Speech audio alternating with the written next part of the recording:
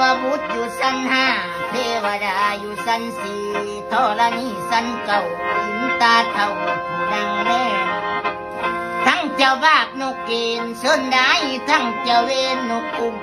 เจ้าผู้บุกเพสร้างกำเวรตั้งแต่เก่าเจ้าผู้บาปนำใส่กระบอกไตเป็นนำมา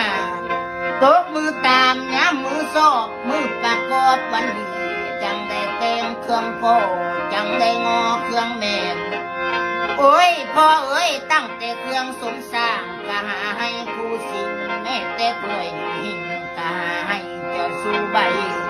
ได้ทั้งวัวแม่ลายได้ทั้งควายแม่ตู้ได้ทั้งควายทำเผาวัวควายติ่งตารางได้ทั้งสร้างได้มาต่างเจ้าขี้เมื่อได้ทั้งศาสตร์เมื่อปูพ่อเอ้ยขันอยู่เมื่อกังนำเต่าตั้งขันมาเจ้าเลยวาดไปเยอะปะนังเนาปิงขาวาดไปเยอะปะนังยาปิงเคตัวมันสิงอยู่ในเนื้อตัวมันเนื้อในผิวตัวมันมวยกุกเกนตัวมันเกนดำผ้าแขนขาตัวมันลอยเมื่อนำสิ่งก็ควายโผล่เมื่อนำโผล่ก็ควายเตะเมื่อนำลูกคาไข่พญาไปเกิดเจเมื่อทั้งลูกคาไข่พญาตายเกิดกับตู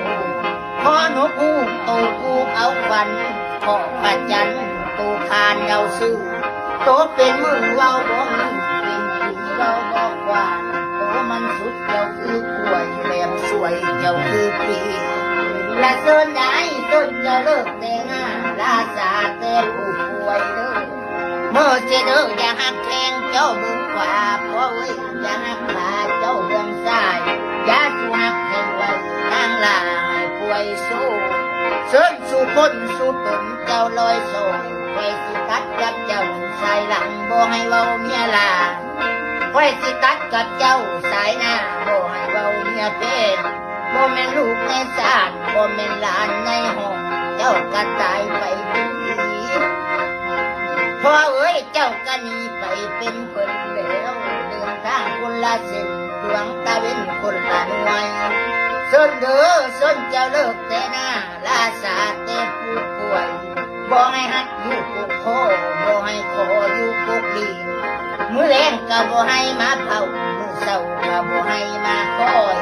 บ่ให้จับเจ้าเครือก้อยบ่ให้ง้อยเจ้าเครือมันปลายสานให้ลิงลำตกไก่ไปหน้าหากกินป่าวังใหม่วังเกาดีเสียงสีบอยกะบ่งมบ่ให้มาคืนคือปะนิวเล